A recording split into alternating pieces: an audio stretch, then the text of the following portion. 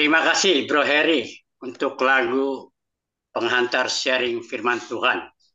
Bapak Ibu Bro Ensis dimanapun berada saat ini, tema pada pagi hari ini saya kira ada sedikit berbeda dari judulnya, yaitu diskusi pendalaman Chris in You. Jadi kita ingin menekankan pada hari ini kita fokus pada diskusi untuk suatu pemahaman yang bagi saya pribadi juga mungkin menjadi puncak iman, yaitu Christ in you. Ini mungkin salah satu pemahaman yang saat ini ingin coba terus disebarluaskan oleh CCM. Baiklah Bapak Ibu, sharing firman Tuhan pada siang hari ini akan dibawakan oleh Bro Wilson pribadi. Kepada pembicara akan diberikan waktu 30 sampai dengan 40 menit, yang mana kemudian nanti kita akan lanjutkan dengan diskusi. Setiap orang kita harapkan bisa mengeluarkan pendapat ataupun pemahamannya yang berkaitan dengan tema supaya makin memperkaya akan pemahaman kita masing-masing. Kepada Bro Wilson pribadi, waktu dan kesempatan dipersilakan. Baik, terima kasih Pak Yohanes, terima kasih Bro, and mungkin belum ada sisnya, ketemu kembali di dalam Zoom pagi hari ini. Mari kita diskusi, yaitu the most important topic, Christ in you. Inilah memang dasar dari apa yang kita sharingkan kepada kalayak luas, bahkan kemarin di grup yang lain maupun di STT dan yang lain-lainnya.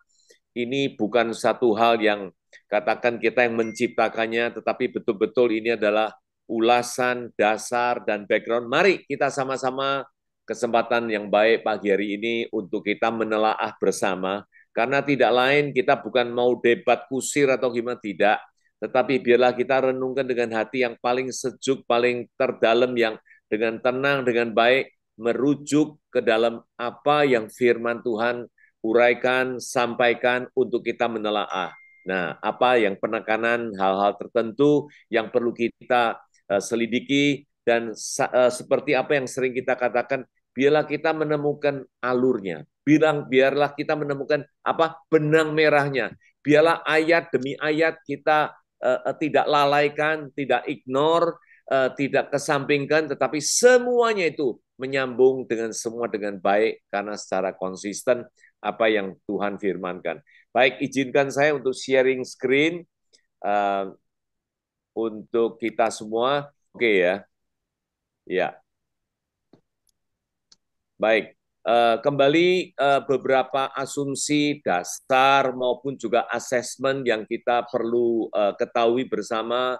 Seperti Amsal 25 ulang kali dikatakan, ternyata di dalam Alkitab ini banyak sekali mengandung rahasia. Bahkan Tuhan Yesus mengatakan, berbahagialah orang yang bisa mengerti, karena ada yang diberitahukan tapi terus tetap tidak mengerti. Nah, ternyata kemuliaan Allah ini justru di dalam kerahasiaannya ini. Nah, kita-kita ini perlu menyelidiki. Jadi jangan selalu mengambil gampangnya saja, kalau ini tertulisnya begini, oh langsung diartikan secara pikiran kita yang kita maukan begini. Tetapi sesungguhnya kita perlu mengambil suatu pemahaman yang apa yang sesungguhnya yang dimaksud. Nah, kembali juga di lain hal, Tuhan Yesus mengatakan kalau kita menyembah, namanya menyembah itu adalah the highest level, yaitu apa? Kita surrender diri kita, kita seluruh pikiran kita, pengetahuan kita, permohonan kita, apa hasrat, keinginan kita semua tertumpah ke dalam kitabnya, sikap itu. Dan di sini dikatakan harus menyembahnya dalam roh dan kebenaran. Jadi inilah, dalam roh inilah yang menjadi acuan dasar dari seluruh interpretasi pemahaman kita lagi. Kenapa kok dalam hal ini dikatakan roh dan apa kebenaran? Nanti coba kita akan ulas. Jadi bukan lagi, memang ini bedanya dengan dunia. Dunia gandrungin semua apa yang terlihat, tetapi di sini dikatakan harus. Harus ini satu kata yang betul-betul penting sekali. Artinya apa? Tidak ada pilihan lain. Bukan kita boleh kadangkala begini, boleh. Intinya, dasarnya, itu kita harus betul-betul menyembahnya dalam roh dan kebenaran. Nah, secara holistik kita mengerti, yaitu ayat dengan ayatnya menjelaskan ayat, bukan menjelaskan oleh pemikiran siapa atau teologi mana atau tidak, tetapi kita sungguh ingin merujuk semuanya ini dasarnya adalah ayat menjelaskan dengan ayat itu sendiri, itu ya. Nah, penting memahami juga secara hermeneutik, yaitu setiap ayat yang tertulis itu selalu tuh pasti ada maksudnya apa? Audien yang dimaksud itu siapa? Katakan kalau barang siapa, wah ini berarti ayat ini tertuju ke seluruh umat manusia. Tetapi kalau kamu janganlah begini, janganlah begitu dalam konteks bicaranya kepada audiens, kepada kelompok tertentu, nah inilah pasti akan bicara ayat ini kepada rujuk kepada kelompok-kelompok tertentu. Nah inilah hal yang perlu kita cermati. Timeline yang jelas, nah ini pun juga sangat penting sekali, karena ini semua adalah event-event yang terjadi kapan, dan selanjutnya apakah berlaku untuk kita sekarang ini atau gimana. Nah, inilah hal-hal yang perlu kita sungguh ketahui sebelum ada yang kalian meninggal misalkan. Nah, ini kepada siapa kaliannya yang meninggal ya? Pasti generasi-generasi pada orang-orang audiens pada saat itu. Nah, ini contoh-contoh saja. Nah, bahasa aslinya ini apa? Misalkan seperti apa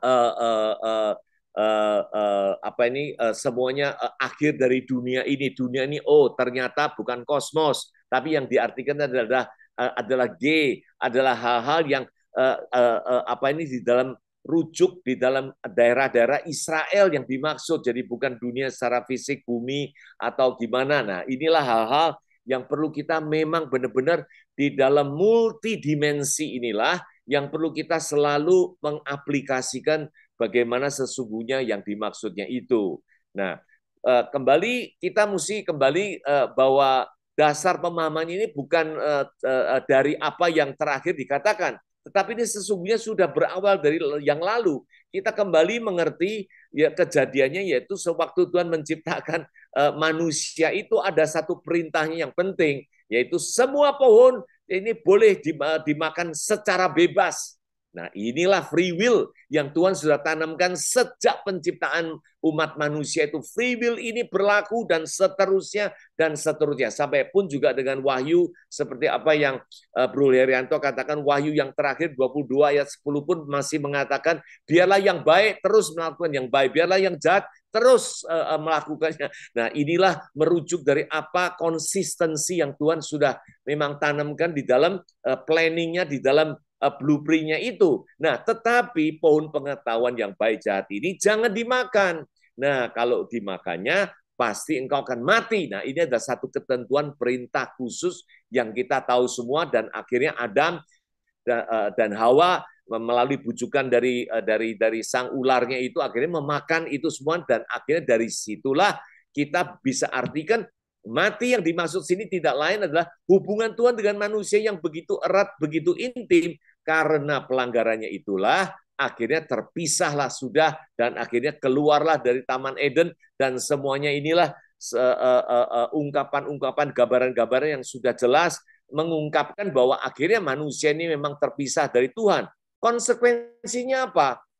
Kejadian kitab 6 yang lainnya mengatakan, Rohku ini tidak selamanya tinggal di dalam manusia, karena manusia ini daging. Karena keterpisahan dengan Tuhan ini membuat manusia ini dalam kondisi menjadi daging bali, yang mana roh ini tidak selaras dan tidak mungkin dan tidak bisa untuk tinggal di dalam daging, kondisi daging seperti manusia ini, hanya secara khusus. Nah, Tuhanlah bekerja untuk misalkan di atas dirinya Abraham, di atas dirinya Yusuf, di atas dirinya Daud. Nah, ini instan secara sesaat-sesaat dan tidak permanen, karena di sini dikatakan yaitu apa? Tidak selama-lamanya. Nah, itulah Tuhan memakai orang-orang, oknum-oknum tertentu untuk melengkapi semua gambaran dari apa kitab Perjanjian Lama itu berlangsung itu. Nah, tengah-tengah perjalanan ini, karena manusia dalam kematiannya itu, Tuhan tuh rancangannya tidak lain adalah pohon kehidupan yang memang ingin menganugerahkan kehidupan itu untuk kekal, untuk selama-lamanya bagi apa? Ciptaannya dia itu.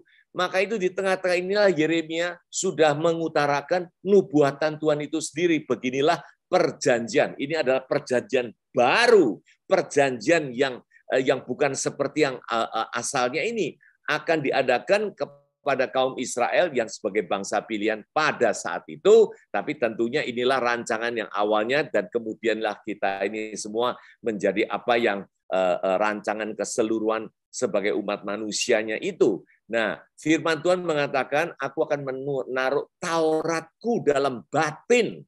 Nah, inilah bedanya dengan apapun sebelumnya tuh hukum-hukum yang tertulis di atas batu loh, semuanya perintahnya itu ada tidak lain yang secara tertulis dan semuanya ditujukan siapa? Umat manusia inilah yang menjadi aktor, yang menjadi pemainnya sendiri dan Tuhan berikan hukumnya inilah oleh karena paksaan. Nah, ini ada istilahnya begitu untuk diberikan hukum Taurat itu dan akhirnya manusia menyanggupinya, tetapi akhirnya tidak ada satu orang pun dari hukum itu yang boleh manusia lakukan. Nah, dengan inilah perubahannya inilah terjadi. Sekarang Tauratku, Inggrisnya sebetulnya adalah instruction, my instruction. Perintah-perintahku ini aku akan taruh di dalam batin. Bukan lagi secara tertulis, tapi di dalam batin. Menulisnya di dalam hati. Kita bicara soal batin, bicara soal hati, yang secara semuanya ini Tuhan akan rangkum menjadi satu perjanjian yang lain. Perjanjian yang baru.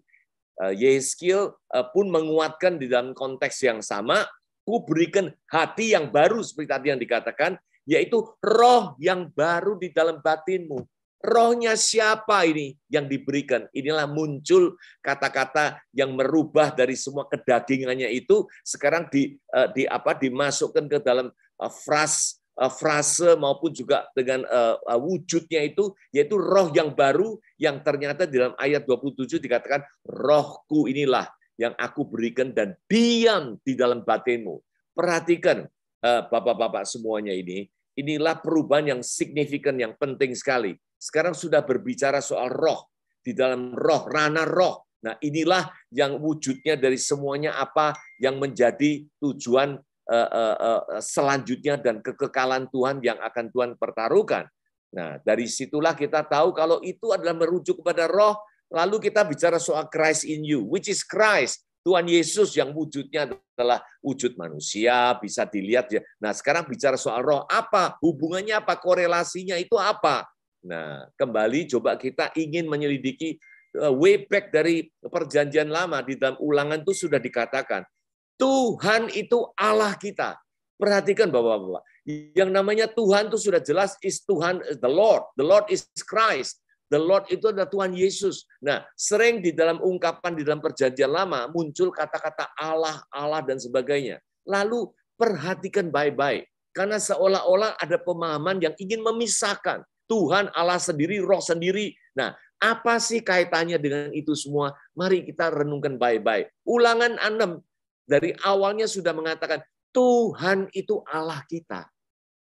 Dari ayat ini kita menyimpulkan bahwa Tuhan dan Allah itu memiliki identitas yang baik. Kalau Tuhan itu nanti punya nama, Allah inilah atribut, Allah inilah bersifat, titel, dan sebagainya. Hanya secara identitasnya ini, di sini dikatakan Tuhan itu adalah Allah kita, Tuhan itu Esa, which is the only one. Nah, ini merujuk dari perjanjian lama. Perjanjian baru pun Tuhan Yesus mengutip yang sama. Inilah perkataan Tuhan Yesus sendiri di dalam Markus 12 ayat 29. Tuhan itu adalah Allah kita, Tuhan itu Esa, which is refer to himself.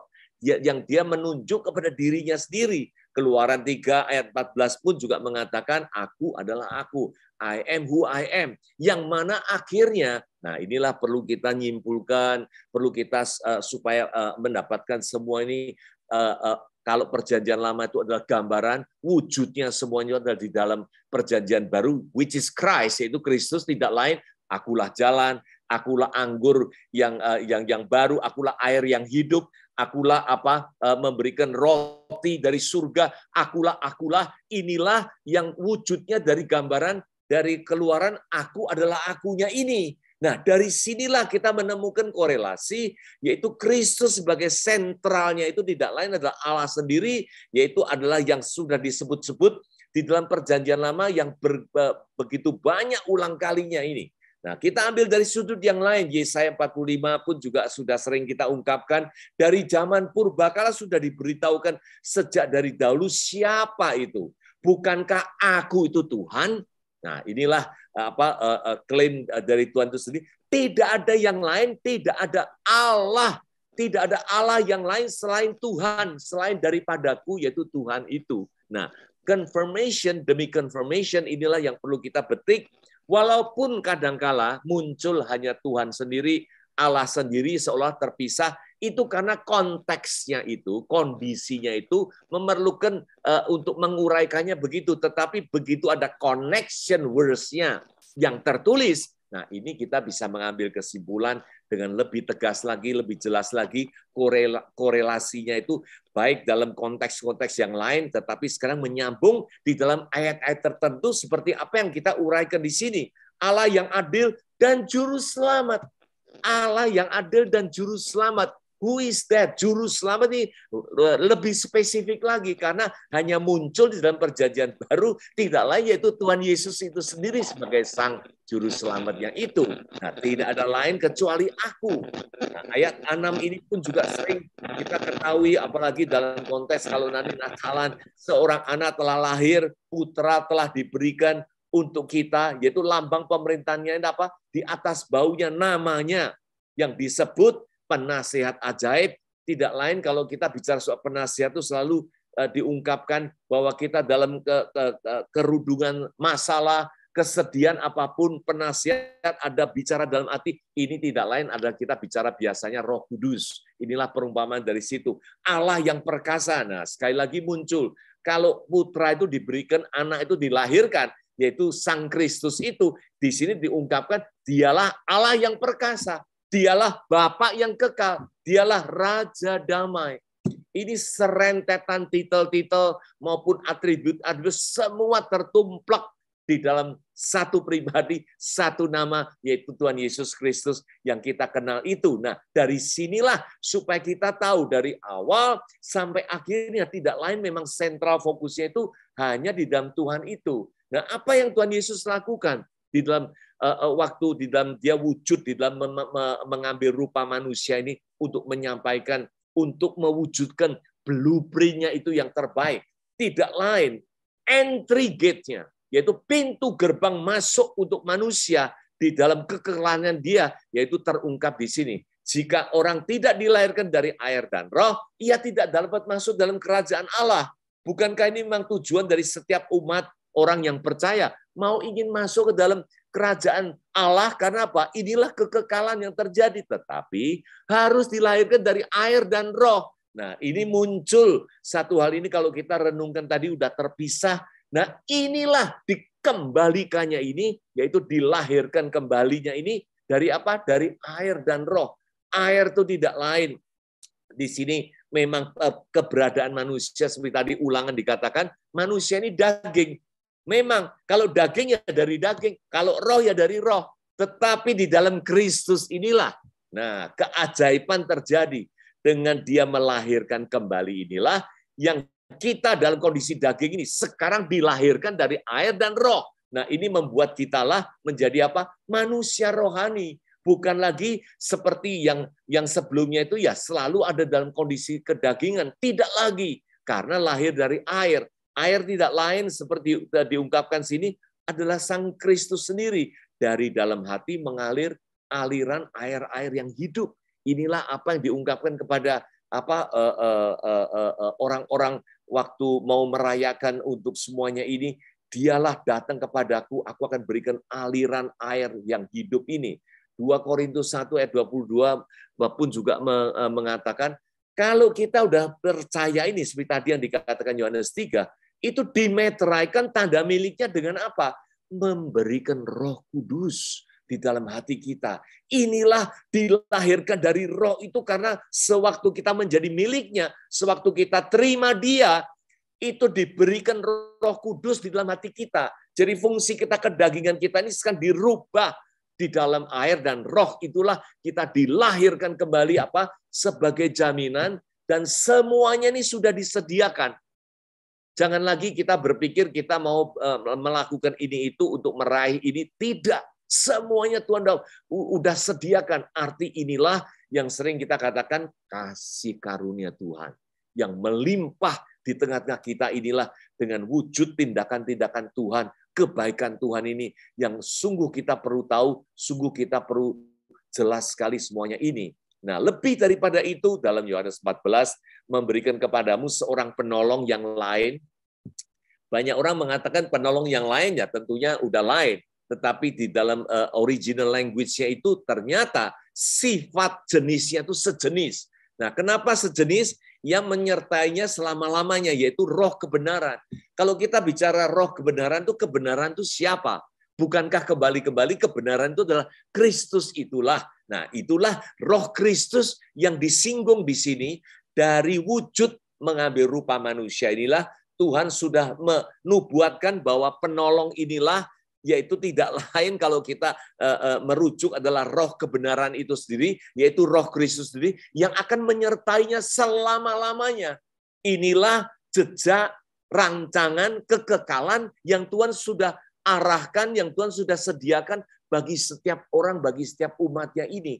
Karena akan bersama-sama untuk selama-lamanya di dalam roh inilah yang menjadi penekanan yang perlu kita simpulkan semuanya ini karena mengambil rupa manusia ini hanya sifatnya sementara. Tetapi inilah penekanan-penekanan yang Tuhan Yesus sudah sampaikan kepada muridnya. Sebab ia menyertai kamu akan diam di dalam kamu. Nah, inilah awal dari segala Christ in you yang sudah Tuhan berulang kali katakan bahwa inilah kehendaknya. Bahwa dia inilah di dalam roh inilah yang kita sudah dilahirkan kembali, yang sudah diberikan roh ini. Roh ketemu dengan roh inilah menjadi satu di dalam kesatuan ini yang diam di dalam kamu. Kalau tidak, seperti ulangan tadi, roh tidak mungkin akan diam di dalam kita lagi karena kedagingan manusia itu.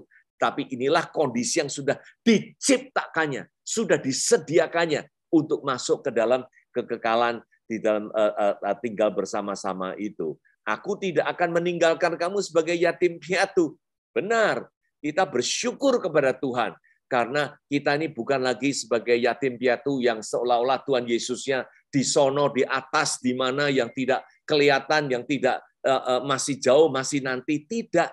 Janjinya itu sudah mengatakan kita ini tidak lagi sebagai yatim piatu. Kalau kita katakan kita is not Christ in you, Christ is somewhere up in the heaven atau di mana masih menunggu-nunggu. Until now, up to now 2000 years, kita ini masih dalam status apa? Yatim piatu. Karena tidak bersama-sama, tetapi inilah janji yang sudah digenapi semuanya karena tinggal dan tidak lagi untuk kita diambil atau dijadikan statusnya sebagai yatim piatu. Karena Tuhan itu sesungguhnya sudah datang kembali dalam bentuk rohnya itu. Nah, inilah maksud-maksud yang kita terbetik dan kita bisa selaraskan semua hubungannya satu dengan yang lain. Ayat yang lain yang sering kita kutip juga mengatakan Lukas 24. Perkataanku ini kukatakan kepadamu waktu aku masih bersama-sama dengan kamu, yaitu waktu saat-saat terakhir, sewaktu Tuhan Yesus sebelum diangkat kembali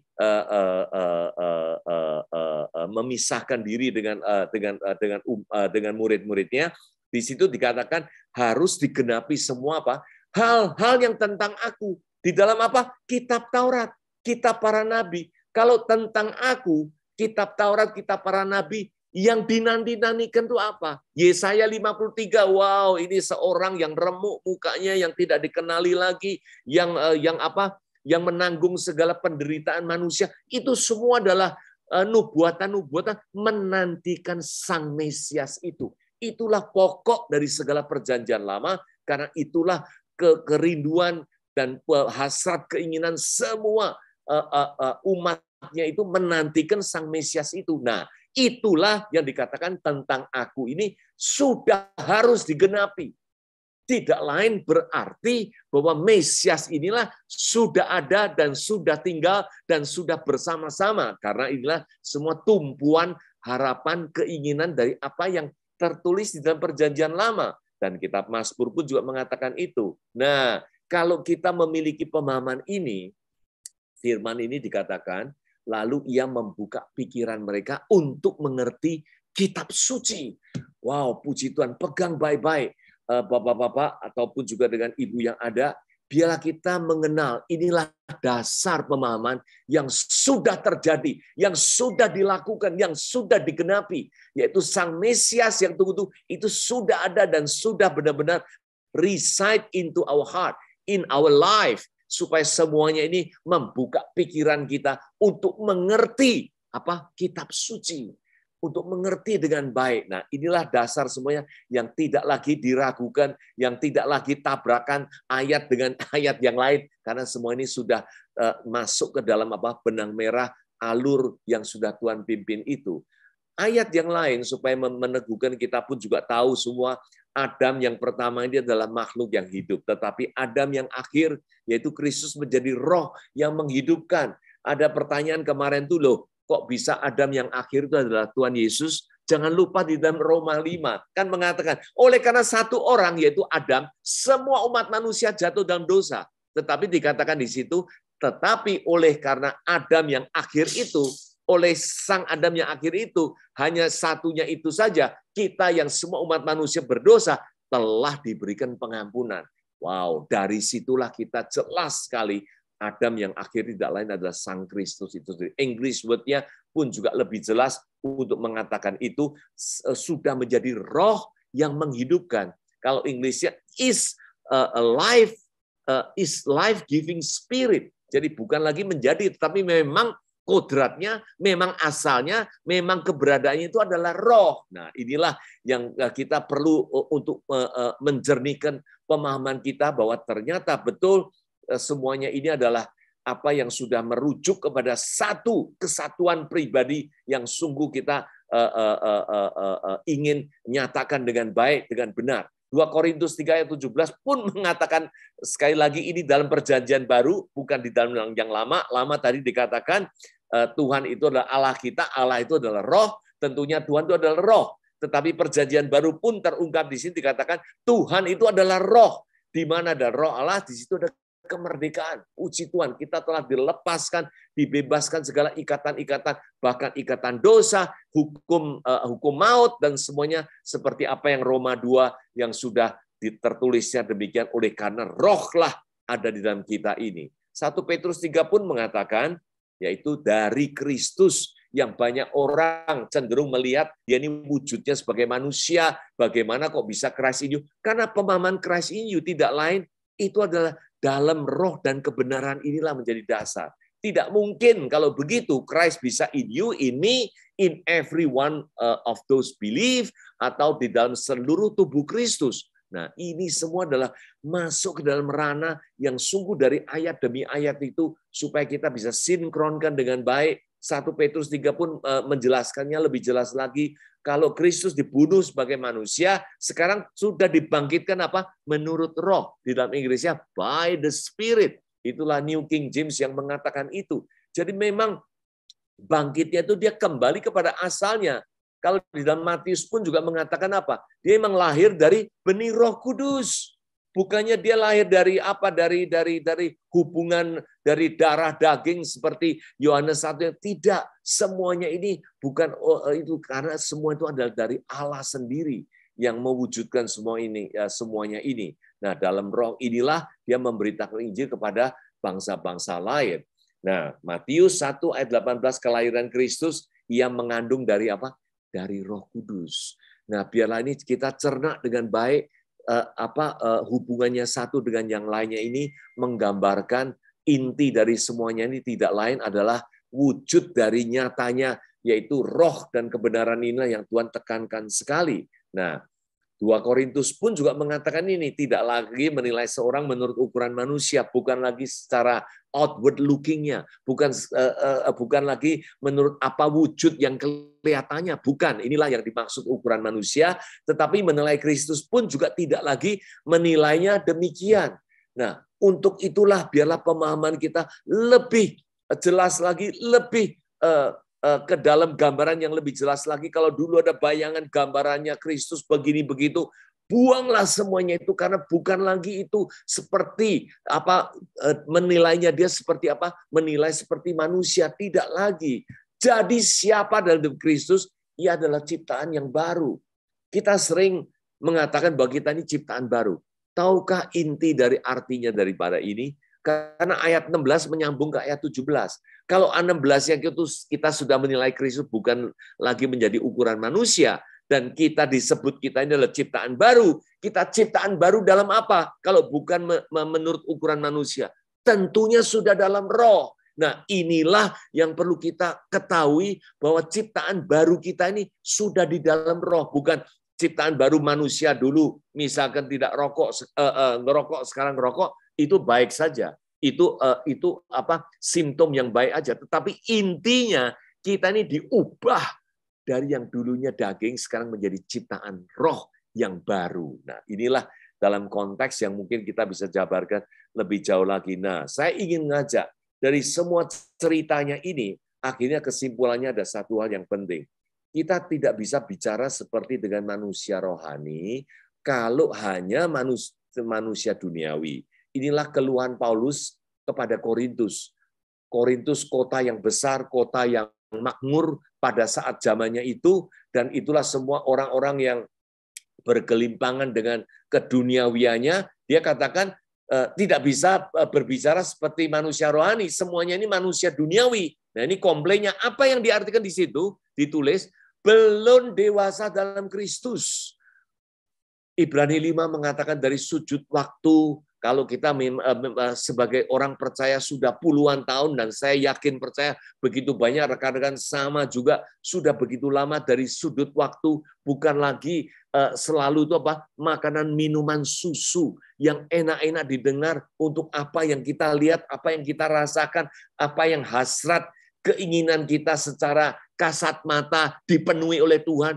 Bukan rasa-rasa begitu, itulah minuman susu. Dikatakan kita perlu minuman keras. Minuman keras tidak lain terwujud dalam 1 Korintus 3 ini yang mengatakan kita ini perlu step up. Kita perlu melangkah, bertumbuh dewasa di dalam Kristus. Karena Kristus itu adalah roh. Kristus itu mengajarkan dari tadi begitu banyak untuk kita menilainya secara roh, bukan lagi secara daging, bukan lagi secara yang sementara ini. Yang terlihat ini sementara, yang tidak terlihat ini adalah yang kekal. Yang kita perlu ketahui, yaitu kasih karunia, berkat-berkat rohani apa saja, keselamatan, kita sudah dipindahkan dari gelap kepada terang, kita telah dilepaskan dari hukum dosa, hukum maut, dan semuanya, dan kita sudah dibangkitkan, kita sudah hidup bersama dengan Dia. Nah, inilah semuanya, inilah pemahaman-pemahaman di dalam Kristus, di dalam kasih karunia-Nya,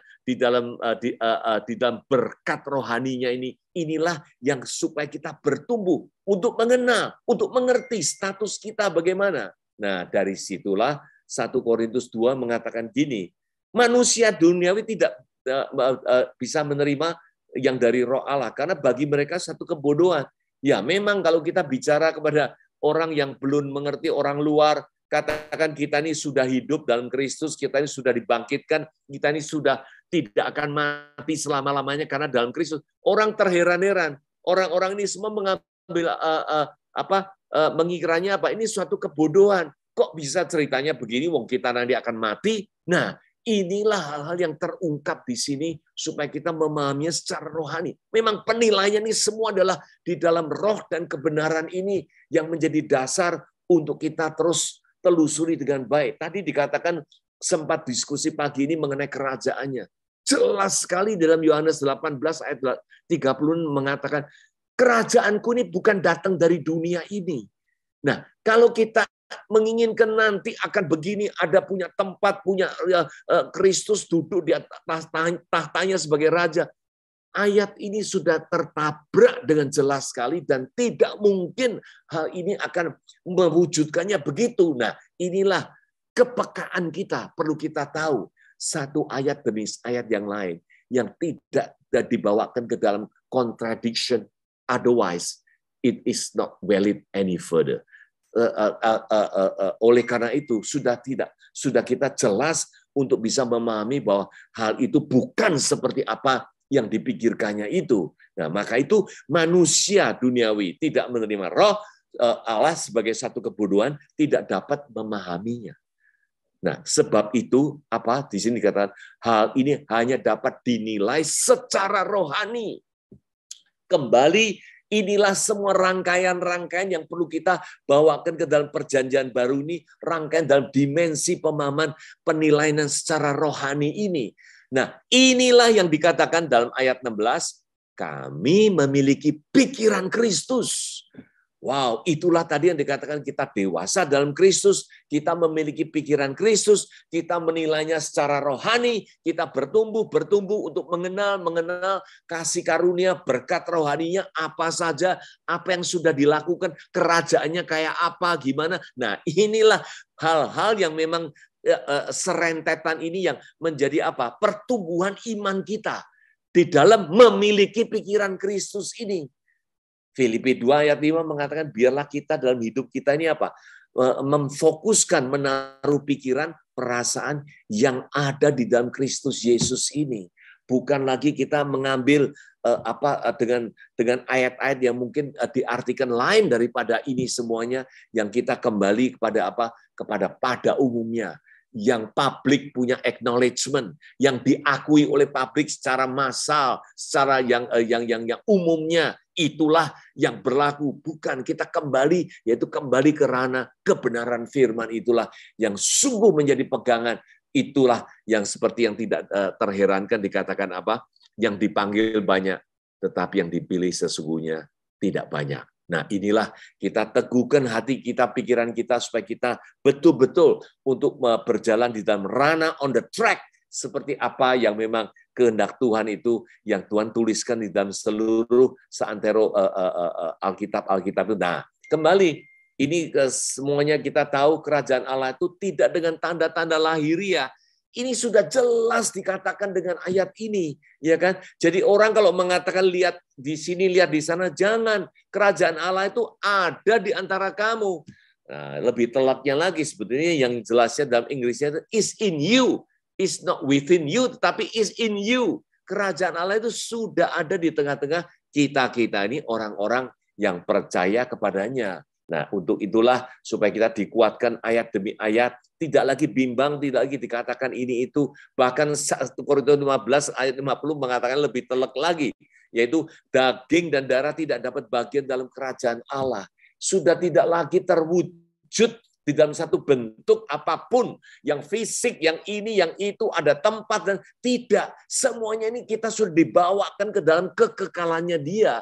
Di dalam roh yang kekal itulah yang dimaksud, yang tidak dapat binasa, yang kita sudah disediakan oleh Tuhan kita, Yesus Kristus, karena keteguhan, kepemimpinannya Dia untuk menerima pemahaman yang dasar iman yang benar ini untuk kita dapat bertumbuh. Nah, Lukas 5 terakhir mengatakan gini, new wine must be stored in the new wine skins. Jadi anggur baru itu harus ditaruhkan ke dalam apa? Kantong kirbat yang baru. Nah, rupanya ini ayat penting sekali. Ini ada satu penegasan bahwa pemahaman dari perjanjian lama berubah ke perjanjian baru, pemikiran ini di dalam loh, batu, batin, dan sebagainya inilah pemahaman yang perlu kita betul-betul renungkan dan taruhlah ini menjadi bagian dari apa? Pemahaman kita yang baru ini, yaitu kirbat atau kantong yang baru ini. Nah, tetapi rupanya ayat selanjutnya ini seolah-olah menguatkan orang. Karena apa? Dikatakan orang yang meminum anggur yang lama tidak menginginkan untuk minum anggur yang baru. Karena apa? Indonesia ini dikatakan karena anggur yang lama pun baik adanya. Nah, tetapi kalau kita merenungkan baik-baik, tidak bisa menabrak dengan ayat yang pertama ini. Sudah dikatakan yang baru harus ditaruh dengan kirbat kantong yang baru. Kalau kita melihat Inggrisnya, ayat selanjutnya lebih jelas lagi. Ada kata-kata but. Nah, inilah sanggahan yang perlu kita harus ketahui. Tidak ada orang, the one who drinks the old wine seems to want the new wine. Mengiranya, seolah-olah dikiranya tidak mau dengan new wine wine yang baru. Karena apa? The old wine is just fine. Yang lama pun baik adanya, enak adanya. Ya udahlah, ada yang baru, ada yang lama, ya silahkanlah, nggak menjadi masalah. Bukan begitu, karena ayat ini sungguh terbesit satu sindiran, satu dorongan supaya kembali anggur yang baru harus dikantongin di dalam kantong yang baru itu. Itulah sungguh inti dari semuanya ini. Biarlah pembaruan ini membuat kita sungguh masuk ke dalam ranah yang Tuhan inginkan, yang Tuhan sungguh sudah sediakan bagi kita semuanya ini. Nah, Efesus 1 ayat 3 mengatakan terpujilah oleh Allah Bapa Tuhan kita Yesus Kristus, karena dalam Kristus sudah mengaruniakan kita segala berkat yang surgawi. Heavenly realm. Inilah semuanya sudah dikaruniakan. Bukan nanti lagi, bukan lagi keselamatan nanti masih dipertanyakan ini itu, bukan lagi kerajaan surga nanti baru kita tungguin. Tidak, sudah dikaruniakan. Nah, inilah yang disebut berkat rohani. Inilah menabur dalam roh supaya kita betul-betul memperoleh kekekalannya itu. Inilah semua adalah nilai-nilai yang sesungguhnya yang perlu kita pahami, yang perlu kita ketahui dengan baik. Nah, semuanya ini kembali sebagai kesimpulan, melanggar perintah itu dosa dan mati akhirnya terpisah. Nah, Allah itu roh dan tidak tinggal di dalam daging. Nubuatan memberikan hati, roh baru, rohnya diam, hukuman tertulis dan batin inilah sudah canangkan dari sebelumnya supaya kita tahu, dan kita harus lahir kembali dari dari air, memeteraikan rohnya ini sebagai jaminan di dalam hidup kita. Sadarilah, ketahuilah bahwa status kita ini sudah dilahirkan kembali dari air dan roh itu. Maka itulah entry gate-nya untuk kita masuk ke seluruh berkat-berkat rohaninya yang Tuhan sudah siapkan itu tadi semua. Roh kebenaran, roh Kristus ini sertai untuk selama, tidak lagi yatim piatu, tinggal di dalam Kristus. Janjinya itu dia tidak akan meninggalkan kita sebagai yatim piatu. Ya berarti kita ini sudah ada di dalam Dia.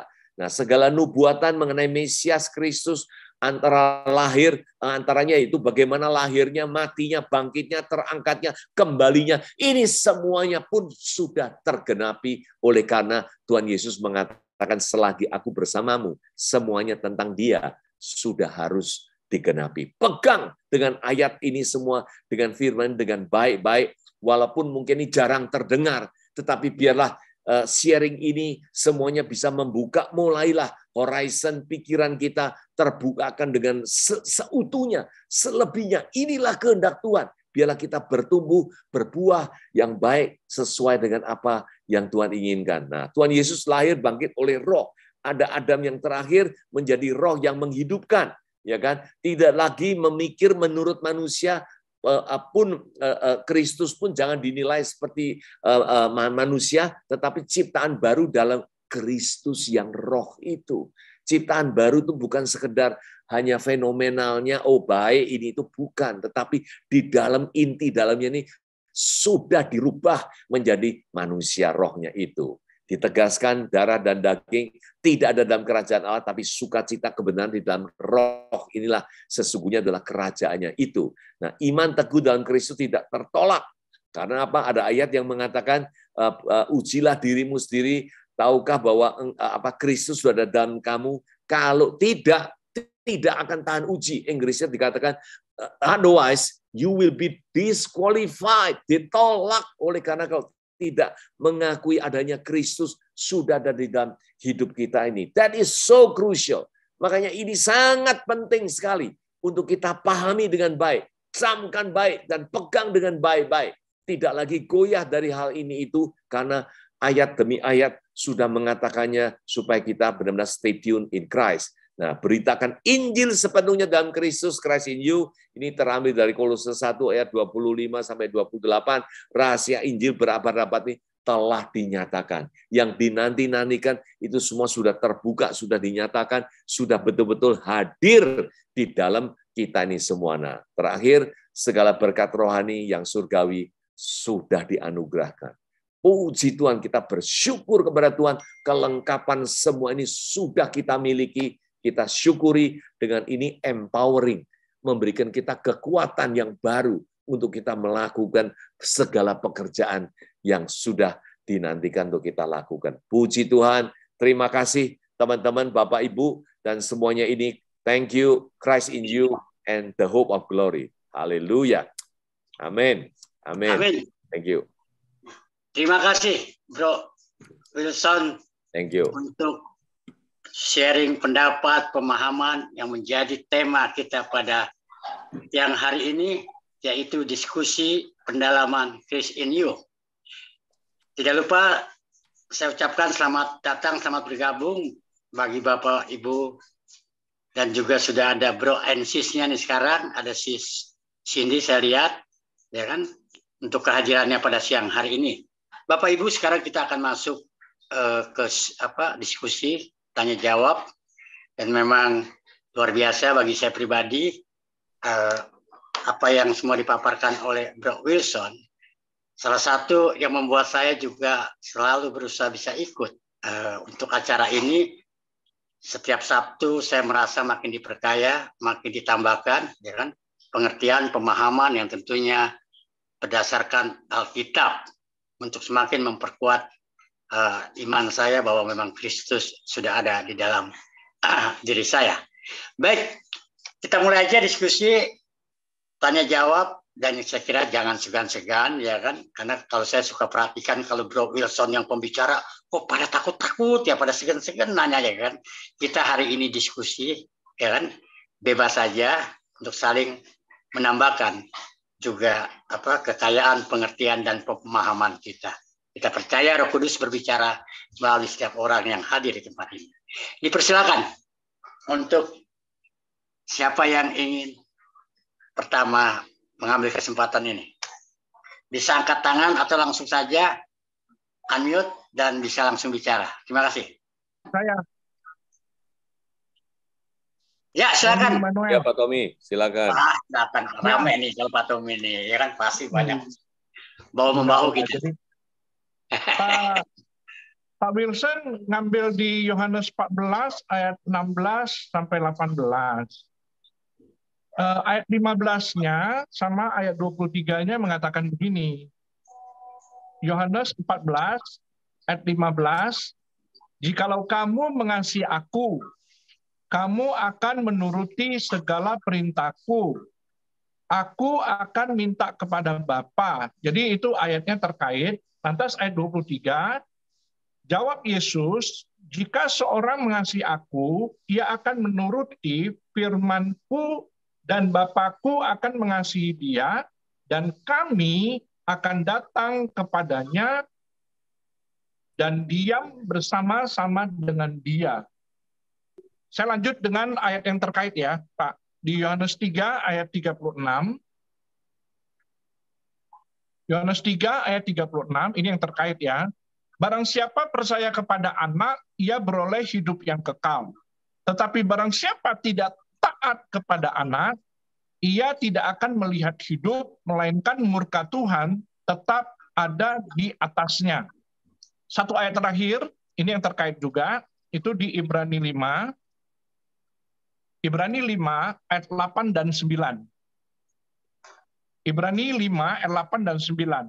Dan sekalipun ia adalah anak, ia telah belajar menjadi taat dari apa yang telah dideritanya, dan sesudah ia mencapai kesempurnaannya, ia menjadi pokok keselamatan yang abadi bagi semua orang yang taat kepadanya. Jadi kalau kita lihat di sini, ini ada konteks tentang ada bagian kita juga, gitu loh. Ya, nah silakan Pak Wilson dari beberapa ayat itu mungkin bisa bantu memberi penjelasan terkait dengan yang Pak Wilson sampaikan, begitu. Baik, thank you Pak Tommy. Sama-sama Pak. Mungkin rekan-rekan lain kalau nanti ada kesempatan bisa berikan sharingnya juga. Ya, jadi bagian kita tentunya ada Pak Tommy. Apapun ketaatan yang tadi dikatakan, terus kemudian kita memahaminya, ya itulah memang jadi bagian kita adalah kita ada di dalam Kristus, Kristus ada di dalam kita. Di luar itu kita tidak dapat berbuat apa-apa.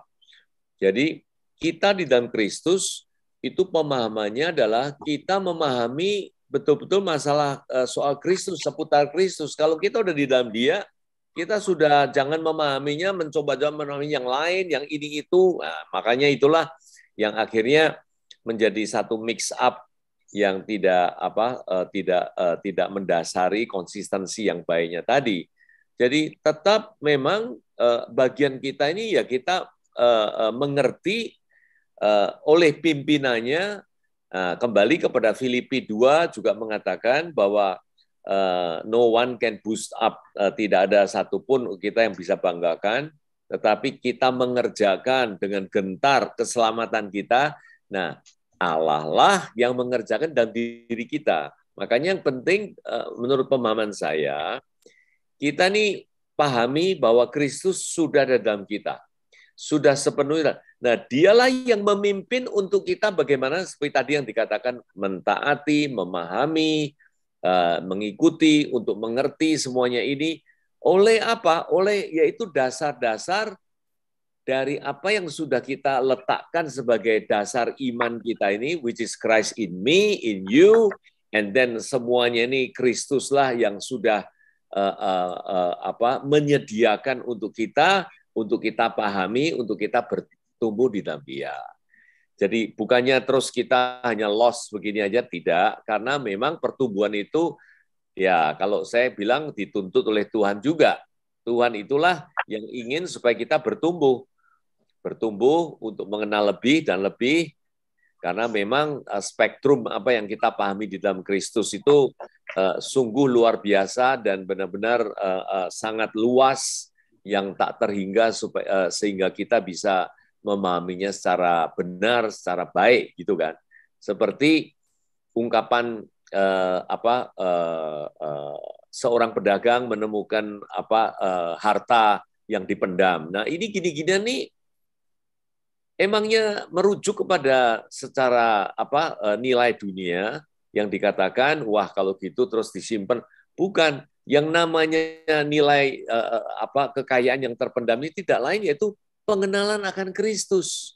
Karena perumpamaan dari atas bawahnya itu yang Matius 13 katakan, itu semua adalah perumpamaan yang Tuhan katakan ya seperti benih yang ditaburkan, ada yang di pinggir jalan, ada yang di semak duri, semuanya ini, tapi yang masuk ke dalam tanah yang subur inilah yang mengerti firman-Nya itu bertumbuh. Nah, itulah yang Tuhan inginkan sesungguhnya. Nah, sama juga karena itu apa yang perlu kita ambil sikapnya di dalam perumpamaan itu tidak lain harta yang lama semuanya dijual untuk membeli harta karun yang baru ini. Jadi pemahaman kita inilah kembali tadi yang new wine skin-nya itu. Jadi yang lama itu kita perlu buang. Pemahaman kita secara yang di luar Kristus dan semuanya ini, that we really only have to focus on Him. That is what the message dari semuanya ini untuk merefocus our mind. Kita benar-benar focusing untuk mengenai hal-hal Kristus yang perlu kita gali, perlu kita ketahui, perlu kita bertumbuh dalam pengenalannya kepada Dia itu. Nah, itulah tadi ayat-ayat yang disebutkan. Entah ini menjawab atau tidak, kalau enggak pun juga coba teman-teman yang lain ada yang bisa sharingkan, silakan, please. Ya. Silakan, Bapak, Ibu. Saya boleh bertanya ya. Nanti yang Pak siapa nih? Pak Yonatan. Ya, ini silakan Pak Yonatan. Grace in you, nanti Bapak ngambil ayat yang di Efesus 1, terpujilah Allah dan Bapa Tuhan kita Yesus Kristus yang dalam Kristus telah mengaruniakan segala berkat rohani di dalam surga. Ya, tadi topiknya saya suka. Kristus di dalam kita, Kristus ada di batin kita, Kristus ada di hati kita. Tadi ini kan yang di Efesus 1 ayat 3, segala berkat ada di dalam surga. Nah, ini supaya bisa dalam surga bisa jadi kenyataan di dalam hidup kita. Satu lagi di Roma 10 ayat 8, firman ada di dalam mulutmu dan di dalam hatimu. Saya kepengen bisa dikasih pencerahan atau aplikasinya, Kristus di dalam saya. Kristus di dalam itu aplikasinya gimana Pak? Supaya yang berkat yang rohani yang di dalam surga itu termanifestasi dalam hidup saya selama saya di bumi. Mungkin itu penerapan kasih aplikasi Pak Wisnu supaya saya lebih mengerti lagi. Terima kasih. Thank you Pak Yohanes. Segala berkat rohani yang di surga, ya jangan sekali lagi. Tadi kan kita udah nguraikan bahwa di dalam Kristus, di dalam Allah itu adalah di dalam roh dan kebenaran. Jadi yang dimaksud di dalam surga, jangan lagi kita kebayang surga ini menjadi satu fisik tempat yang kita nanti akan singgah, akan tinggal di situ, bukan. Ya kan? Nah, di situ sebetulnya English-nya dikatakan heavenly realm. Jadi a blessing of the heavenly realm. Jadi surgawi punya berkat inilah yang Tuhan sudah karuniakan kepada setiap umatnya, setiap orang yang percaya. Nah, kalau berkat surgawi itu masalah apa? Bukan masalah yang di dunia ini tentunya, ya kan? Itu masalah-masalah yang surgawi yang tidak terlihat. Contoh, keselamatan misalkan. Apakah hal ini bisa kita lihat? Tidak bisa lihat. Itulah nanti berkat surgawi ini, tapi Tuhan sudah berikan. Nah, inilah menangkapnya dengan baik, percayai dengan baik, keselamatan itu sudah menjadi berkat yang Tuhan sudah karuniakan kepada kita. Gitu kan. Nah, mungkin tadi tidak banyak disinggung soal kebangkitan misalkan. Apakah kita sudah bangkit? Sudah. Nah, ini pun juga bukan hal-hal yang seperti secara fisik nanti kalau manusia mati udah dikubur terus dibangkitkan lagi. Nah, itu namanya kebangkitan. Tidak. Nah, itulah secara bagaimana menilai secara rohani itu yang tadi diungkapkan, perlu kita pertumbuhkan di dalam pemahaman kita bahwa semuanya soal berkat-berkat rohani yang tidak terlihat ini, yang sifatnya kekal, itu Tuhan sudah karuniakan kepada kita semua loh. Jadi hidup kita ini sudah tidak dalam kegelapan lagi, ya kan? Kita sudah betul-betul dipindahkan ke dalam terang. Nah, ini semuanya kita perlu dengan iman dan menerimanya dan menerima dan mengiyakannya ini di dalam hidup kita, supaya di dalam hidup kita ini apa? Ya, seperti tadi yang dipertanyakan, kita sudah tidak ada dalam ketakutan lagi. Kita sudah bukan dalam tekanan-tekanan atau bahkan katakan nanti kapan mungkin baru ini, baru itu. Nah, saya mesti harus gini, saya mesti harus gitu. Bukan. Jadi kita menghidupi di dalam apa yang firman Tuhan katakan ini, supaya kita sepenuh hati, kita dalam bimbingan Tuhan Yesus yang ada dalam kita ini, kita bisa melaksanakan ya pekerjaan kita sehari-hari, perdagangan kita, bisnis kita, ataupun juga dengan pelayanan kita sekaligus, itu tidak menjadi masalah. Tetapi biarlah ini menjadi dasar pikiran kita, mindset kita, yang menjadi kekuatan kita itu untuk kita menghidupi hari lepas hari di dalam berbagai tugas, di dalam berbagai medan yang berbeda. Lain ceritanya kan, kalau misalkan, wah saya itu nanti mesti begini, ada rasa ini itu, atau menjadi satu ketakutan. Tidak, justru firman yang benar ini sudah memerdekakan aku. Betul-betul aku merdeka dan aku bisa betul-betul berkarya dengan baik untuk seutuhnya ini kita bisa melakukan oleh karena kebaikan Tuhan yang sudah kita terima, yang sudah kita yakinin, yang sudah kita imanin itu.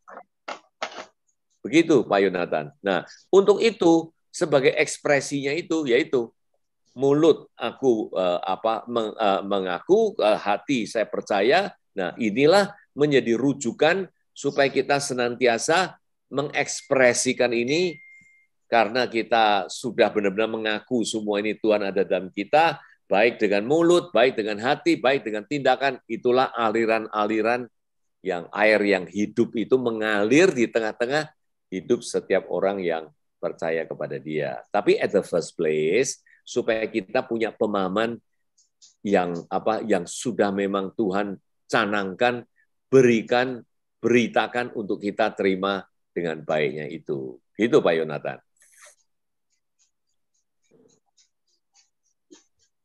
Gimana Bro Jonathan? Mau ditanyakan lagi yang lainnya? Silakan rekan-rekan yang lainnya juga, please, kalau mau.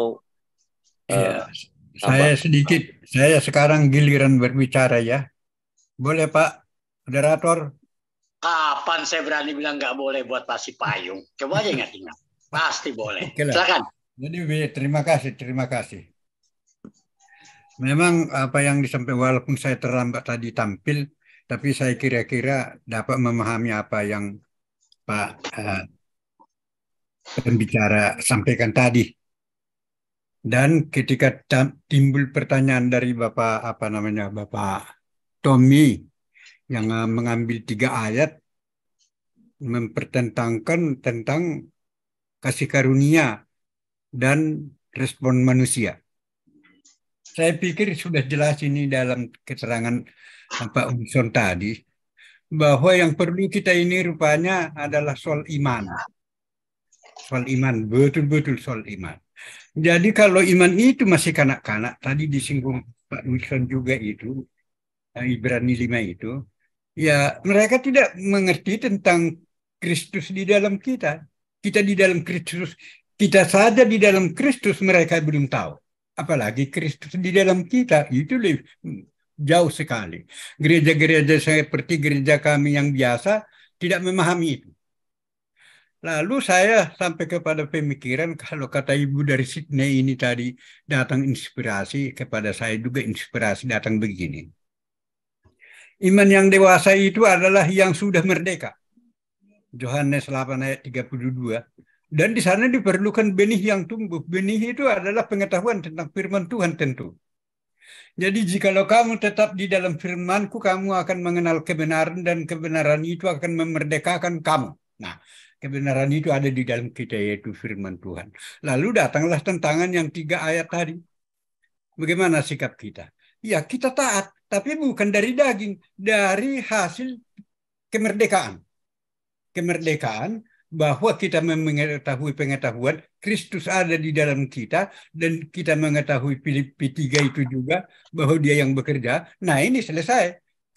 Dia yang bekerja di dalam kita, percaya kita, mengerjakan firman-Nya yang ada di dalam kita. Tetapi kalau kita tidak memiliki firman Tuhan sama sekali, hanya khotbah-khotbah sana-sini, saya tidak yakin itu akan bisa begitu. Jadi sekarang, nanti ya saya punya pertanyaan khusus kepada Pak Wilson yang menggelitik.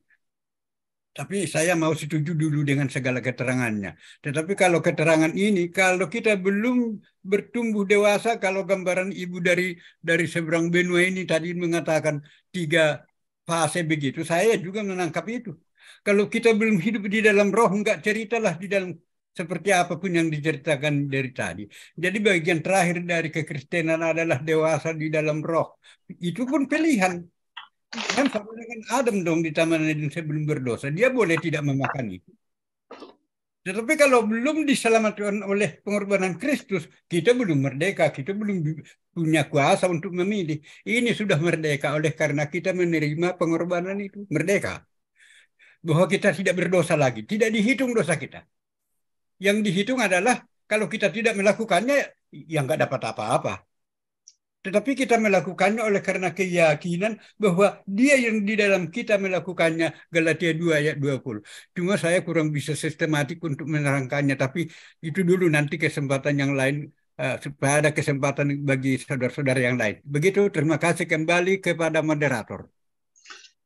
Terima kasih Bro Sipayung. Jadi saya tadi Pak Yohanes, sorry Pak Yohanes. Ya. Sorry. Tadi Pak JK Sipayung, mungkin Yohanes 3 ayat 36 perlu dijelaskan ya.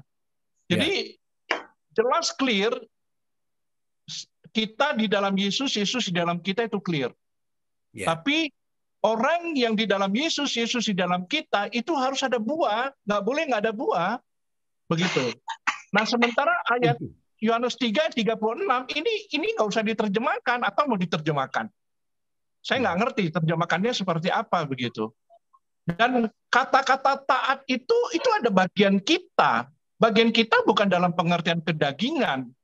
Karena kita sudah diselamatkan dan hidup kita bukan milik kita lagi, maka hidup kita yang kita kerjakan itu adalah untuk kemuliaan Dia. Karena secara kedagingan tidak mungkin kita bisa melahirkan buah roh. Ini penting sekali gitu loh. Ya kan? Nah, jadi silakan diterjemahkan atau mau dibahas seperti apa. Saya bacakan sekali lagi. Yohanes 3 ayat 36. Barang siapa percaya kepada anak, ia beroleh hidup yang kekal, tetapi barang siapa tidak taat kepada anak, ia tidak akan melihat hidup, melainkan murka Allah tetap ada di atasnya. Jadi bukan bicara tentang iman dalam arti kata apa. Iman dalam arti kata kita sudah diselamatkan, clear, dia di dalam kita clear, kita di dalam dia itu clear. Tapi harus ada buah roh. Tidak bisa kita jadi orang yang di dalam Yesus, Yesus di dalam kita, lantas hidup kita ngaco. Sorry, tidak menjadi berkat bagi orang lain. Itu maaf sekali gitu loh. Mungkin itu penjelasan saya. Iya, sedikit lagi dari saya tentang itu. Bahwa kalau kita sudah hidup di dalam iman, itu sama dengan hidup dalam roh. Kalau sudah hidup dalam roh, yang menghasilkan buah yang 9 itu tentu dia di dalam kita, melalui kita tentu. Pastikan itu. Dan bahwa kasih, damai sejahtera, sukacita, kesabaran, kebaikan, kemurahan, kebaikan, kesetiaan, kelemah lembutan, dan penguasaan diri itu akan terpancar di luar kendali kita pun. Jadi kita baik kepada orang, bukan baik-baik di karang-karang, bukan enggak. Memang setelah itu terjadi transaksi, kita terkejut bagaimana saya tadi mengatakan itu atau melakukan itu. Jadi kita sadar, nah berarti roh itu yang kerja melalui saya. Begitu kesadaran saya. Kembali ke moderator. Oke, terima kasih. Ada yang menarik ya, Pak mungkin Tommy. Mau tambahin. Ya, kenapa? Ya, saya kasih masukan gini. Kan tadi siapa yang tidak taat pada anak tidak ada hidup. Nah, ketaatan kita ya kadang-kadang memang sering disalahpahami. Nah, kan dikatakan tadi di firman Allah menyimpan rahasianya, gitu kan? Kewajiban kita, ketaatan kita menyelidiki. Kita harus menyelidiki rahasia Allah itu. Yang di dalam Kristus itu. Kita selidiki. Nah, di sini bagian kita menyelidiki rahasia-rahasia. Nah, rahasia-rahasianya yang mana? Yang tadi disampaikan oleh Pak Wilson. Itu rahasia anak. Semuanya itu rahasia anak. Nah, kemudian kita mau taat gak di dalam apa yang sudah dibukakan rahasianya itu? Situlah hidup itu. Kalau kita nggak masuk di dalam kehidupan yang roh itu, yang sudah disingkapkan oleh Kristus, ya kita nggak pernah hidup. Nah, kita berjalan di apa yang sudah disingkapkan di dalam roh itu, yang kita sudah cari. Kita mempercayai bahwa itulah kehidupan. Bahwa itulah kehidupan roh. Jadi ketaatan melakukan apa yang kita selidiki, dan kita temukan, kita dapati, dan kita taat hidup di situ, gitu. Jadi kita hidup di situ, kita menikmati istilah buah-buah itu, kita nikmati kehidupan itu. Jadi kita hidup di situ, berjalan di situ. Itulah yang disebut taat setelah menemukan rahasia-rahasia ilahi itu. Nah, kalau kita nggak masuk di dalam rahasia-rahasia ilahi itu, kita taatnya taat orang agama. Oh, kalau saya nggak lakukan ini, saya akan begini. Kalau saya nggak lakukan ini, saya akan begini. Kalau saya tidak taat di dalam perintah-perintahnya akan berakibat hukuman dan lain sebagainya. Jadi ketaatan di dalam rohani yang sudah disingkapkan. Mengerti rahasia Allah. Rahasia yang kita cari, yang rahasia berabad-abad itu. Yang di dalam Kristus itu. Setelah kita mengerti gitu ya, jalanlah di situ. Yang tidak terlihat itu kita jalan di situ. Jadi berjalan dalam iman yang tidak kita lihat, tapi sudah kita lihat. Kita sudah lihat itu semua. Kita berjalan di situ, berjalan di dalam iman. Berjalan di dalam ketaatan apa yang sudah disingkapkan. Nah itu, disitulah hidup yang dikatakan taat pada anak memperoleh hidup.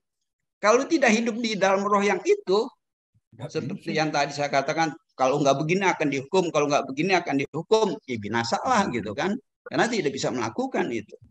Jadi ya itulah. Jadi kalau nah itu tadi yang ayat 23 yang Yohanes 14 bilang kalau taat kami akan datang, akan tinggal bersama-sama. Nah itu kan Bapa, Yesus, Roh Kudus. Kalau dari 14 itu semuanya jadi Bapa, Yesus, Roh Kudus ada di dalam kita.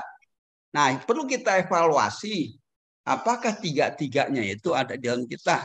Nah, itu perlu nanti direnungkan lagi. Saya nggak berkepanjangan ke sana, itu perlu kita renungkan apakah tiga-tiganya gitu kan. Oke, terima kasih. Ini ada yang angkat tangan lagi nih. Siapa? Pak Yohanes Putra ya, betul ya? Ya, selamat pagi. Shalom, shalom. Shalom, shalom, silakan. Mohon maaf off kamera ya. Saya cuma mau menyimak seperti ini di dalam Yohanes 15 ayat 4. Ini kan analogi ya. Tapi pada dasarnya disinilah inti kekristenan kita. Seperti apa yang benang merahnya yang Pak Wilson bawakan mungkin ya. Yohanes 15 ayat 4. Tinggallah di dalam aku dan aku di dalam kamu. Sama seperti ranting tidak dapat buah dari dirinya sendiri. Kalau ia tidak tinggal pada pokok anggur. Demikian juga buah jikalau kamu tidak tinggal di dalam aku. Saya rasa paling mudah ya itulah ya. Terima kasih Pak Yohanes. Cantik. Oke. Terima kasih meyakinkan. Sama namanya Yohanes ya. Jadi bro, fokus pada tema Chris in You. Saya memang menarik tadi yang pertanyaannya Pak Jonathan.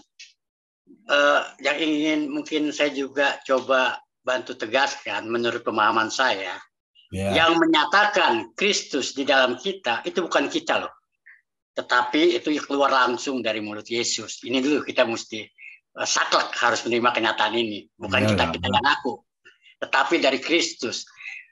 Firman Tuhan itu kan yang memang keluar dari mulut Tuhan kan. Ketika Tuhan punya mulut ya itu ketika Yesus dalam rupa manusia kalau menurut saya, dan dia langsung yang lengkap yang menyatakan. Kemudian diperkuat lagi oleh Paulus ya kan, rahasia yang telah berabad-abad ya kan, bahwa Tuhan ya kan di dalam kita.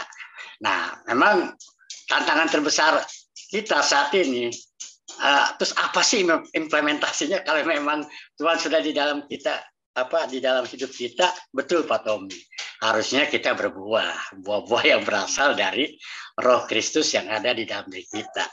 Tetapi sebelum sampai kita berbuah, kita mesti mengalahkan dulu peperangan yang ada. Siogianya ketika Kristus di dalam kita, Sang Juru Selamat itu sudah ada di dalam kita. Jadi kita sudah ada di dalam keselamatan itu. Artinya sudah tidak lagi cerita tentang ketakutan, kekhawatiran, ya kan, kecemasan di dalam kehidupan ini. Karena ini kan pasti perasaan-perasaan yang bukan berasal dari Allah, ya kan. Kalau kemudian kita lebih dari pemenang karena kita nggak pernah perang, ya kan. Tetapi sang pemenangnya sudah ada di dalam diri kita, gitu kan. Terus yang paling luar biasa adalah kita harus menyadari bahwa memang kita nggak berkuasa atas hidup kita. Buktinya kita nggak bisa kendalikan kok hidup kita dengan kekuatan kita, akal pikiran kita. Artinya memang ada yang berkuasa, yang kita imani, Yesus. Dan yang maha kuasanya itu sudah ada tinggal di dalam diri kita. Tetapi memang ketika kita hidup di dunia ini, daging ini, kita akan menghadapi hidup itu dinamis. Dinamika kehidupan yang kita alami. Banyak mungkin akan terjadi dinamika-dinamika yang nggak enak buat kita, gitu kan, yang terasa. Tetapi disitulah kita bersyukur adanya Kristus, karena dengan adanya Kristus, apapun dinamika kehidupan yang akan kita hadapi hari ini dan hari-hari esok, kita tetap pasti selamat selama kita memang berpegang percaya kepada Dia yang menyertai kita. Dan harusnya kehidupan kita juga menjadi saksi dari kenyataan itu. Siapapun kita hari ini yang ada di Zoom ini pernah mengalami suatu saat kehidupan yang jauh lebih nggak enak, yang kemudian kita menderita, ya kan. Tetapi kalau hari ini kita masih bisa kumpul, artinya semuanya itu sudah lewat, gitu. Artinya memang nyata bahwa Kristus menyertai kita dan apapun situasi dan kondisi yang kita hadapi. Dan mujizat yang luar biasa bagi kita sebetulnya adalah justru bagaimana di saat-saat kita merasa susah, merasa menderita, ya kan, merasa tidak ada jalan, tetapi kita bisa keluar dari situasi itu. Bukan karena kita mendapatkan undian atau kita menang tender, ya kan? Karena kalau itu anak-anak yang nggak percaya Tuhan juga akan bisa mengucap syukur kalau untuk membedakan hal yang itu. Tetapi memang luar biasa menarik, ya kan? Jadi memang buat CCM, ini juga kalau saya boleh kasih saran, karena tadi juga ada diskusi sebelum ini, Pak Suwanda dengan Pak Tommy. Jadi memang pemahaman yang ingin kita terus sebarluaskan mengenai Christ in you harus berangkat dari hati kita, bukan kita ingin menunjukkan pemahaman orang lain itu jelek. Jangan itu dulu semangatnya, gitu kan. Ini yang benar, enggak. Kita nggak peduli, tetapi inilah yang benar menurut kita. Persoalannya ada yang menerima atau ada yang tidak, itu hal yang biasa. Oh, berita Injil aja sejak awal juga Paulus itu juga nggak diterima semua orang kok, ya kan? Tetapi berita itu harus terus jalan, karena kita juga harus yakin banyak sesungguhnya, ya kan, mereka juga sudah mempunyai pemahaman yang sama, tetapi karena mungkin nggak bergabung di kelompok di grup kita, ya kan, atau nggak pernah berbicara, tetapi dalam kesehariannya mereka sudah menikmati bagaimana mereka memang sudah mengimani Kristus di dalam mereka. Mungkin itu sekedar sharing pendapat dari saya. Silakan buat yang lain, waktu masih ada. Nah, itu Karena Pak kita Girsang. Sampai jam 12 ya, silakan yang lainnya nih ya. Pak Girsang itu. Dari Pak Girsang. Pak Girsang, silakan. Oke, saya cuma mau menambahkan begini. Kita ini, menurut hemat saya ya, dari apa yang saya pahami begini.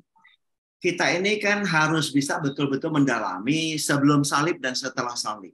Ini penting sekali. Ya, sebelum salib dan setelah salib. Sebelum salib, di sana itu memang semuanya harus setia. Dan setelah salib pun, sebelum kehancuran bait suci Allah, betul-betul harus setia. Kalau tidak setia, mereka binasa. Binasa waktu terjadi peperangan dan kehancuran Yerusalem, kota Yerusalem di bumi hanguskan. Kota Yerusalem di bumi hanguskan dan bait suci Allah diruntuhkan. Nah, kalau kita tidak setia di zaman itu, karena waktu itu zaman pergolakan yang sangat mengerikan. Karena anak-anak Tuhan dikejar-kejar, ya. Karena banyak orang Farisi, ahli Taurat, para imam mengejar-ngejar dan ingin mengembalikan semua orang itu kepada hukum Taurat. Itulah zamannya begitu.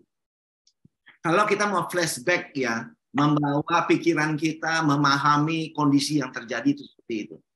Jadi, nah setelah salib, sebenarnya secara de jure, secara hukum.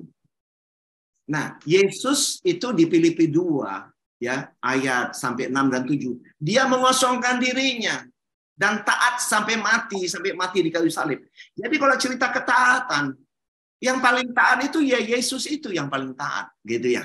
Kita ini sejak Yesus bangkit, kita pun sudah dilahirkan di dalam Dia. Karena begini, dengan kematian Yesus, ya, Dia telah membatalkan hukum Taurat, ya, dan menciptakan baik orang Yahudi maupun orang non-Yahudi telah menjadi satu manusia baru.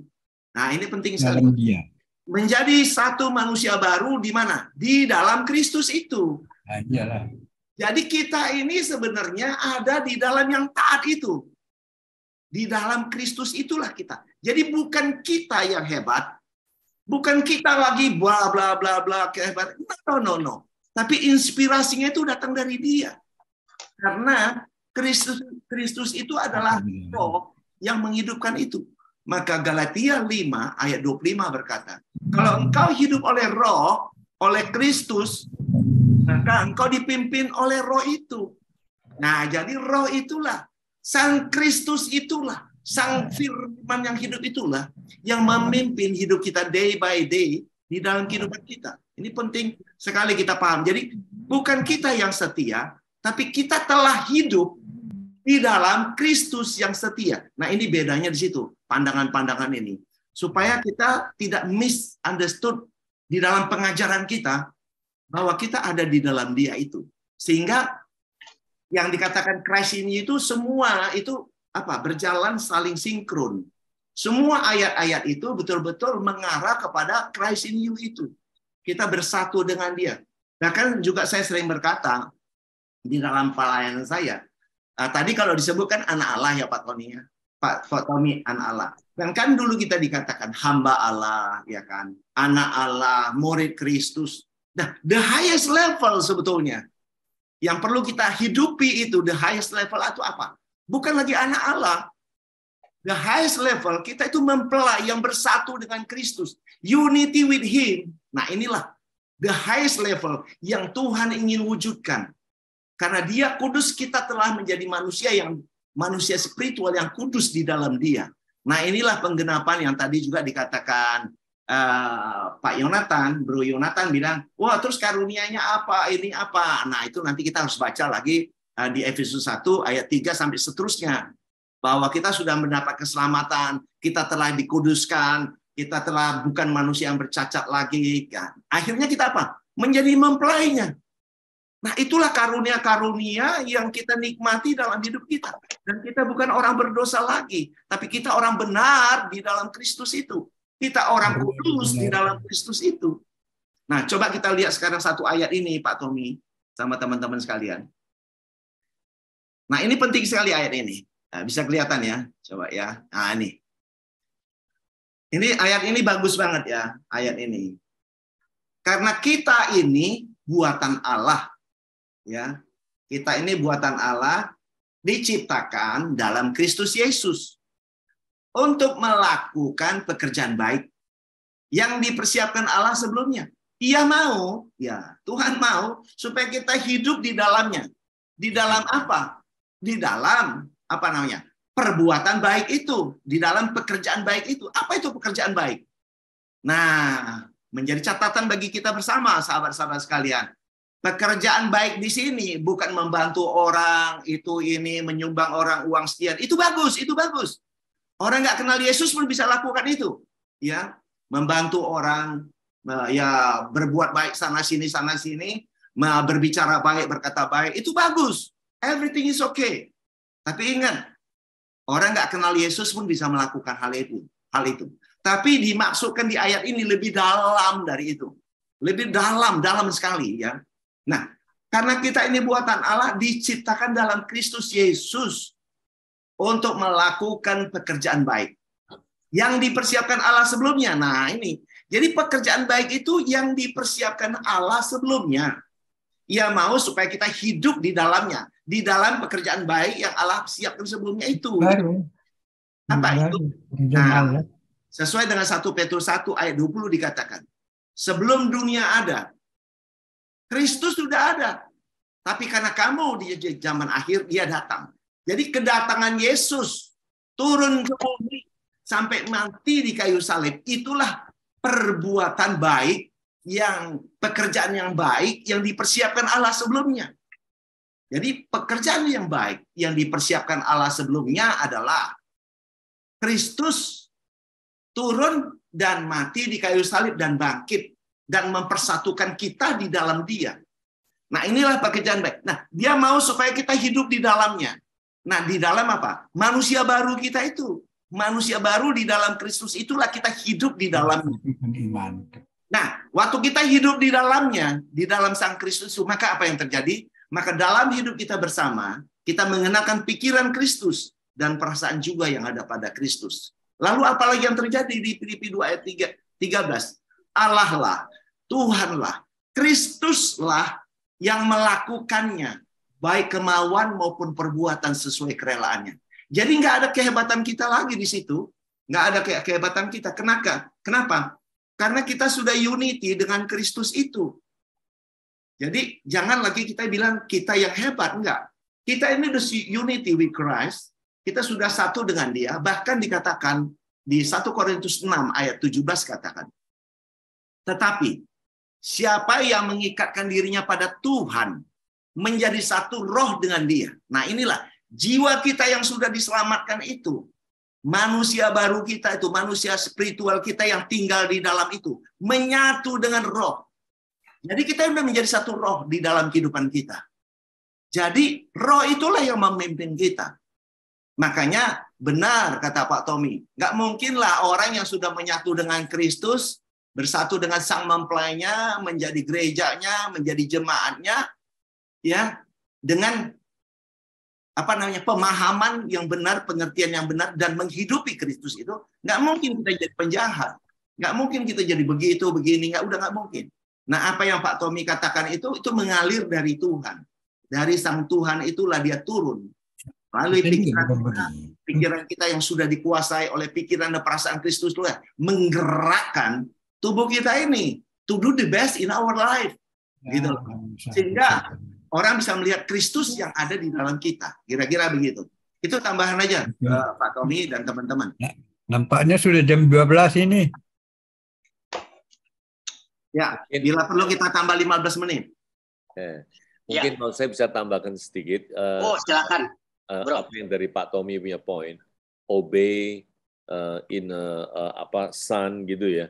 Gini, makanya inti dari Christ in you ini betul-betul bukan sekedar hanya kalau kita katakan oh ya saya percaya sama Kristus, oh ya. So pemahaman demi pemahaman tadi yang Pak Suwanda katakan itulah yang dicamkan ke dalam pemahaman kita. Nah, inilah yang dikatakan rahasia Kristus ini sudah tercamkan ke dalam pikiran kita. Nah, obey itu keluar dari apa yang sudah tercantum dicamkan ke dalam pikiran kita. Misalkan contohnya aja, praktikalnya aja.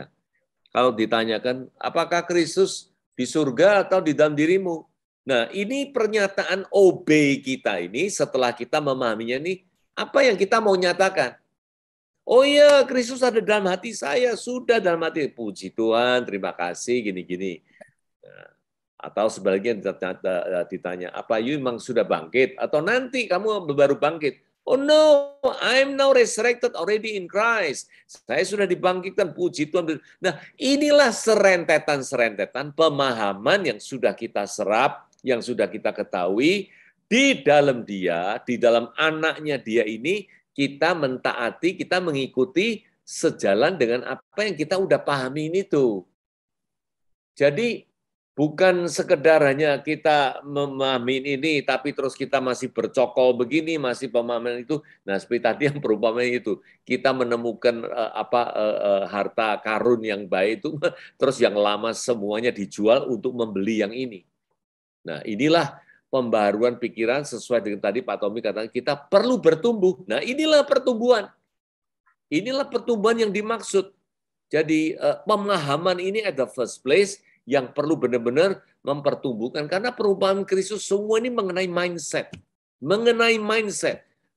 Benih yang ditaburkan ini semua berbicara soal mindset. Karena inilah lokomotif, inilah inti dari segala gerakan yang kemudiannya mengalir di dalam tindakan-tindakan kita. Maka itu ada firman yang mengatakan apa? Kalau aku di dalam engkau, engkau dalam aku, engkau di dalam firmanku, minta apa saja aku akan berikan. Wow. Nah, banyak orang mengambilnya ini adalah ayat yang terakhirnya, tulisan yang terakhirnya. Tidak mengkonekkan dengan yang depannya itu. Kalau bayangkan aja, kalau kita sudah dalam dia sudah dalam kita ada dalam firman-Nya. Emangnya kita bakal minta yang enggak atau minta yang ini itu yang secara duniawi? Ya tidak. Nah, inilah pemahaman secara utuh, secara keseluruhannya yang perlu kita tangkap, perlu kita miliki, yaitu arti sesungguhnya Christ in you itu benar-benar adalah ya semuanya intinya adalah seperti tadi yang Pak Yohanes Putra yang mengatakan intinya adalah kita ini adalah rantingnya, kita di dalam dia, nah kita berbuah dari pohon pokoknya itu, gitu. Semuanya is talking about Christ, gitulah. Thank you sedikit ini. Oke, terima kasih, Bro Wilson. Siapa lagi barangkali yang ingin menambahkan atau memberikan pendapat untuk memperkaya diskusi siang hari ini? Ya Pak, endingnya mungkin begini Pak, tunjukkan sama-sama di antara kita semua, tunjukkan bahwa kita tuh sungguh-sungguh sudah berbuah di dalam ranting, di dalam pokok anggur itu aja yang kita, yang supaya kita benar-benar menyatakan bahwa garam dan terang itu terjadi atas kita. Itu aja Pak. Terima kasih Pak. Ya, setuju, Bro. Karena memang saya juga pada akhirnya percaya bahwa kita menjadi saksi Kristus, bukan kita datang ke podium, bukan menceritakan kebaikan Tuhan. Wah, saya baru dapat begini, begitu. Itu kan pemahaman manusia lama kita mengenai kesaksian, kan? Saksi Kristus, kan? Ya nggak? Tetapi, betul seperti Bro Girsang tadi katakan, kita ini menjadi saksi yang hidup. Bagaimana dalam hidup kita. Orang loh yang menyatakan, bukan kita yang mengklaim Kristus ada di dalam saya loh, Kristus. Tetapi orang yang akan menyatakan pada akhirnya sungguh Kristus yang akan ada di dalam Bro Jonathan. Kenapa? Dilihat dari keseharian hidupnya, perkataannya, sikapnya, perbuatannya. Semuanya itu memang digerakkan oleh Roh Kristus yang ada di dalam diri kita. Seyogianya pencapaian kita itu harus ke sana. Terima kasih atas perhatian dan partisipasi kita semua, dan sampai jumpa pada kesempatan berikutnya. God bless you all. Amen.